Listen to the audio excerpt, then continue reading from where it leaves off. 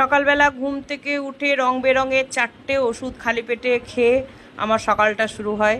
তো খেয়ে নিলাম, তারপরে লিকার চা শুকনো মুড়ি রেডি করে ফেললাম। তারপরে কালকে একটু শ্যুট করেছিলাম, কাজল পরেছিলাম, সকালবেলা ঘুম থেকে উঠে দেখি আমাকে পুরো তারকা রাক্ষসী লাগছে।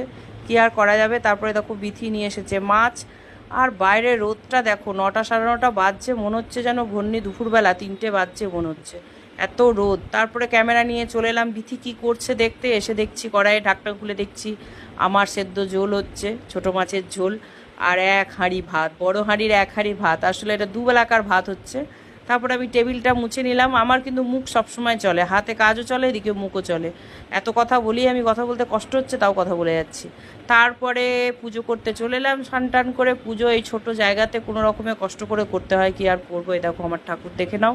তারপরে চান টান করে নিজের মুখটা একটু দেখলাম যে তারকা রাক্ষসী লাগছে না ঠিকঠাক লাগছে। টাটা।